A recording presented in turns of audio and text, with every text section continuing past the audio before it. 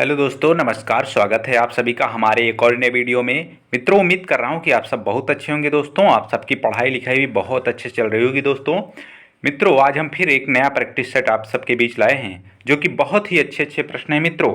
और वीडियो को अंत तक देखिएगा दोस्तों, बहुत ही मज़ा आएगा। बहुत ही अच्छे अच्छे, क्योंकि इसमें प्रश्न हैं भी दोस्तों। तो आइए शुरू करते हैं। आज का पहला प्रश्न है, स्कंदगुप्त के शासनकाल में सौराष्ट्र का प्रांतपति निम्नलिखित में से कौन था।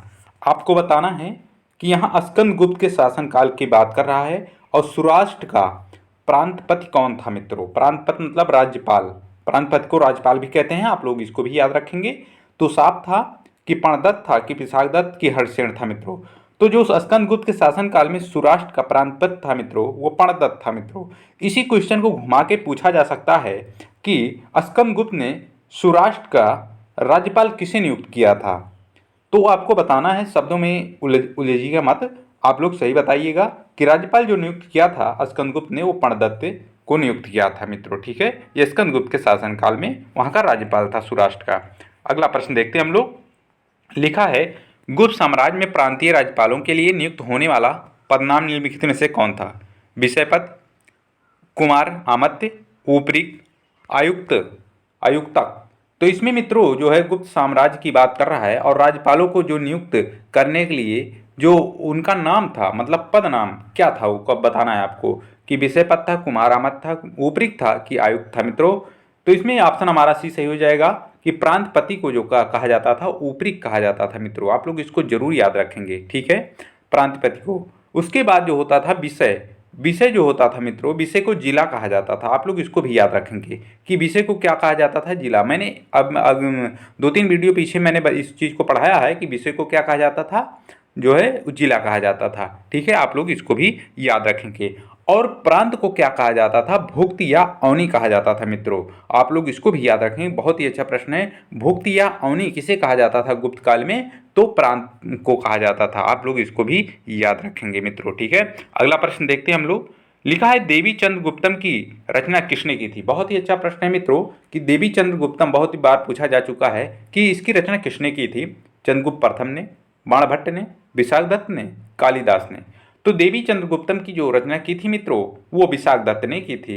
इनकी एक रचना और है मित्रों, वो मुद्रा राक्षस नाम की है। आप लोग इसको भी याद रखेंगे, शायद अभी जो है प्रश्न आए ये। और लेकिन हम लोग, मैं पहले ही बता दे रहा हूँ, मुद्रा जो है राक्षस जो है नामक एक इनकी ग्रंथ और है।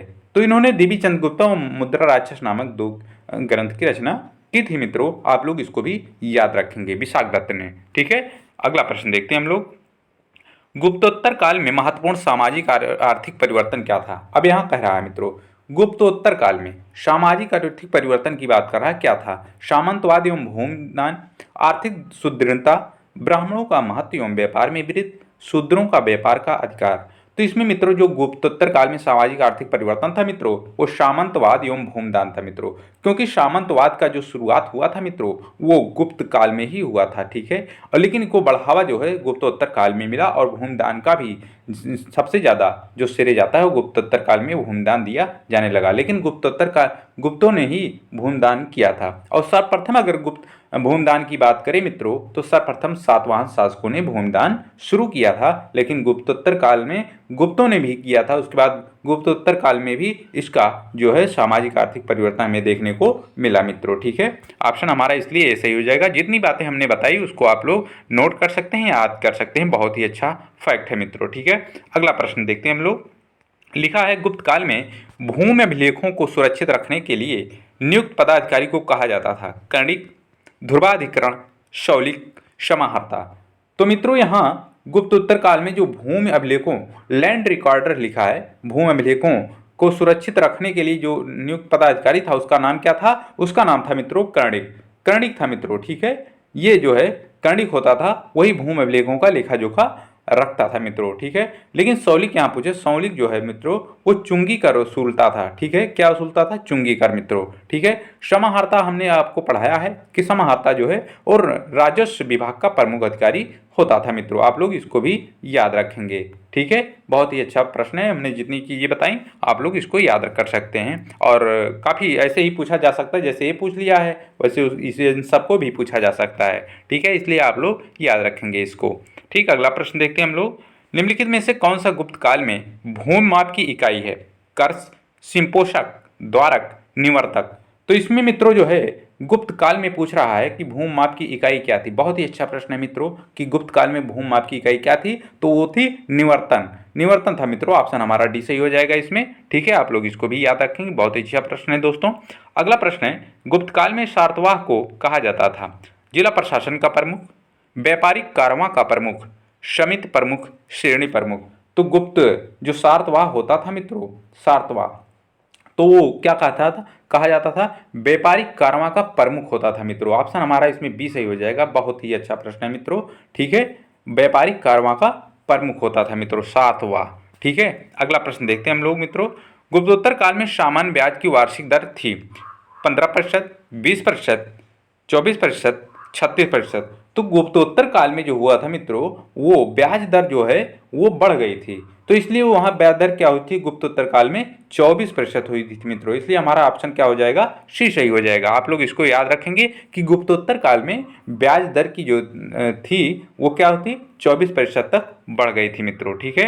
ऑप्शन हमारा सी सही हो जाएगा इसमें। अगला प्रश्न देखते हैं हम लोग दोस्तों।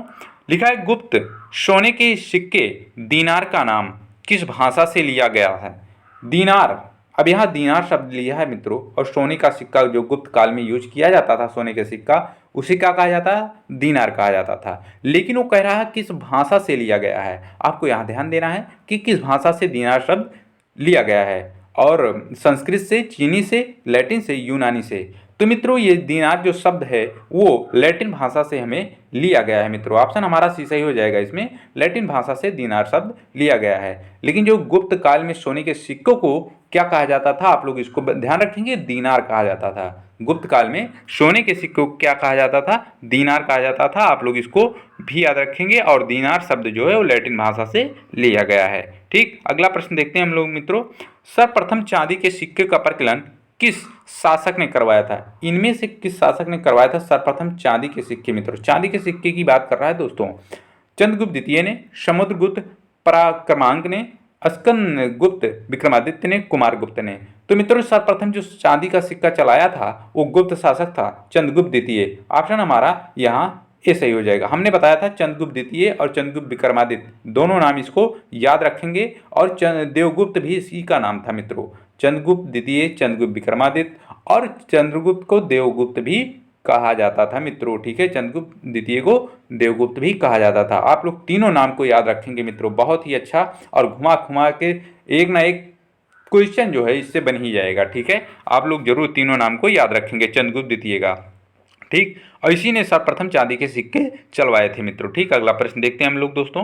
निम्नलिखित गुप्त शासकों में से सर्वप्रथम किसने रजत मुद्राएं जारी कराई थी? कांच ने, चंद्रगुप्त द्वितीय ने, रामगुप्त ने, समुद्रगुप्त ने। हमने जो मित्रों इसमें बताया था कि सर्वप्रथम रजत सिक्के या चांदी के सिक्के, चांदी को रजत कहा जाता है, इस बात को भी आप लोग ध्यान रखेंगे। चांदी को क्या है?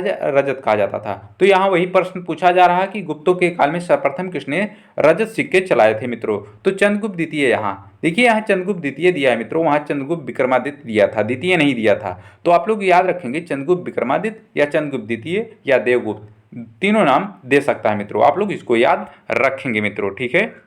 अगला प्रश्न देखते हैं हम लोग।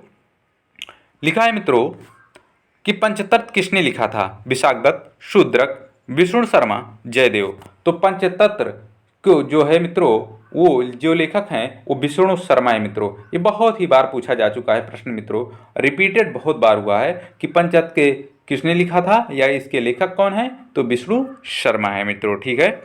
अगला प्रश्न देखते हैं हम लोग। लिखा है, प्राचीन भारत का पहला प्रसिद्ध ज्योतिष शास्त्र का ज्ञाता कौन था? अब यहाँ हमसे ये पूछा जा रहा है कि प्राचीन भारत का पहला प्रसिद्ध ज्योतिष शास्त्र कौन था? वो बाणभट्ट था, आर्यभट्ट था कि विशाखदत्त था कि कात्यायन था मित्रों। तो पहला जो ज्योतिष शास्त्र था मित्रों वो आर्यभट्ट, हम लोग सभी लोग जानते हैं शायद कि आर्यभट्ट था। भारत का पहला जो है प्राचीन ज्योतिष शास्त्र कौन था? आर्यभट्ट था मित्रों। ठीक है, ऑप्शन हमारा भी सही हो जाएगा इसमें। अगला प्रश्न देखते हैं हम लोग। लिखा है गुप्त वंश के शासन काल में कौन सा स्थान कला का प्रमुख केंद्र था? सारनाथ, अमरावती, एलोरा, सांची। तो गुप्त वंश के शासनकाल में कौन सा कला का प्रमुख केंद्र था मित्रों? तो वो सारनाथ था। आप लोग इसको याद रखेंगे, कंफ्यूज बिल्कुल नहीं होइएगा। बहुत ही अच्छा प्रश्न है कि गुप्त वंश में शासन काल में कौन सा स्थान कला का प्रमुख केंद्र था? तो सारनाथ था मित्रों। ठीक है, अगला प्रश्न देखते हैं हम लोग दोस्तों। बृहद संहिता की रचना किसने की थी? कालिदास, कल्हड़, आर्यभट्ट और बराहमिहिर। तो बृहद संहिता मित्रों की जो रचना किया गया था वो बराहमिहिर द्वारा किया गया था। ऑप्शन हमारा डी सही हो जाएगा। बृहद संहिता, वा से बृहद संहिता और वा से वराहमिहिर। आप लोग इससे सुमिलित करके पढ़ सकते हैं, वा से बृहद संहिता और वा से वराहमिहिर। ठीक है, ऑप्शन हमारा डी सही हो जाएगा। अगला प्रश्न देखते हैं मित्रों। ये रचनाएं पूछी ही जाती हैं दोस्तों कहीं न कहीं जरूर। ये मित्रों बहुत ही अच्छा प्रश्न है कि इनका राजवंशों का सही कालक्रम सजाइए। लिखा है निम्नलिखित राजवंशों का सही कालक्रम। तो सबसे पहले किसका काल आया, उसके बाद कौन सा काल आया, फिर उसके बाद कौन सा काल आया, इसको हमसे पूछा जा रहा है। तो सबसे पहले इसमें मित्रों जो आया था काल वो मौर्य वंश का आया था, तो इसलिए हमारा ये पहला हो जाएगा बी। ठीक है, ये पहला हो जाएगा। उसके बाद सातवाहन आए थे मित्रों। ठीक है, इसके बाद सातवाहन आया था मौर्य वंश के बाद तुरंत, तो इसमें 2 हो जाएगा। उसमें कुषाण आया था मित्रों, ये 3 हो जाएगा और 4 आखिरी में। तो इसमें बी और ए, बी, ए और सी, डी। ऑप्शन हमारा ए सही है मित्रों। इसमें बहुत ही अच्छा प्रश्न है और कई बार ये भी पूछा जा चुका है, आगे पीछे करके पूछ लेता है मित्रों। आप लोग इसको काल को याद रखेंगे मित्रों। ठीक है, बहुत ही अच्छा प्रश्न यहाँ से बन सकता है दोस्तों। ठीक, अगला प्रश्न हम लोग देखते हैं दोस्तों। लिखा है मित्रों कि विशाखदत्त किसने लिखा है? सॉरी, मुद्रा राक्षस किसने लिखा है मित्रों? विष्णुगुप्त ने, बाणभट्ट ने, विशाखदत्त ने, भारव ने। इस क्वेश्चन को मैंने पहले ही जिक्र कर दिया था मित्रों कि मुद्रा राक्षस किसने लिखा है? विशाखदत्त ने लिखा है मित्रों। ठीक है, ऑप्शन हमारा सी सही हो जाएगा। लेकिन अभी क्वेश्चन हम लोगों ने पढ़ा था, जब मैं इसको बताया था मित्रों कि देवी चंद्रगुप्तम की रचना किसने की थी, तो विशाखदत्त ने की थी। और वहीं पे मैंने ये भी बताया कि मुद्रा राक्षस भी इनकी रचना है मित्रों। ठीक है, तो आप लोग दोनों याद रखेंगे कि मुद्रा राक्षस और विशाखदत्त की रचना है और देवी चंद्रगुप्तम भी किसकी रचना है? विशाखदत्त की रचना है मित्रों। ऑप्शन हमारा सी सही हो जाएगा। अगला प्रश्न देखते हैं हम लोग दोस्तों। लिखा है गुप्त काल में किस धर्म का सबसे अधिक विकास हुआ था मित्रों? हाँ, यहाँ हमसे पूछा जा रहा है कि गुप्त काल में सबसे अधिक किस धर्म का विकास हुआ था? बौद्ध धर्म का, जैन धर्म का, पौराणिक धर्म का, यौन धर्म का। तो गुप्त जो है थे मित्रों वो न बौद्ध को ज़्यादा मानते थे और न जैन धर्म को ज़्यादा मानते थे और न यवन धर्म को मानते थे। वो तो पौराणिक धर्म को ज़्यादा बढ़ावा दे दिए थे मित्रों। ऑप्शन हमारा इसमें सी सही हो जाएगा। ठीक है मित्रों, आप लोग इसको याद रखेंगे कि गुप्त काल में सबसे जो धर्म को सबसे ज़्यादा बढ़ावा या विकास हुआ उनका पौराणिक धर्म का विकास हुआ था गुप्त काल में मित्रों। ठीक है, अगला प्रश्न देखते हैं हम लोग दोस्तों।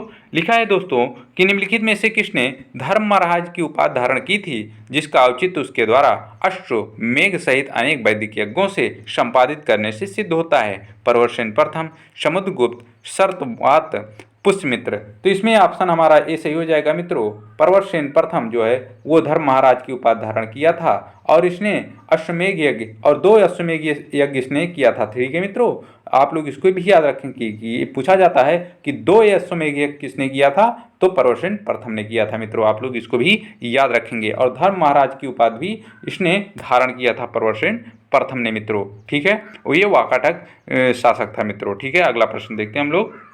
लिखा है कि कौन गुप्त शासक नहीं था मित्रों?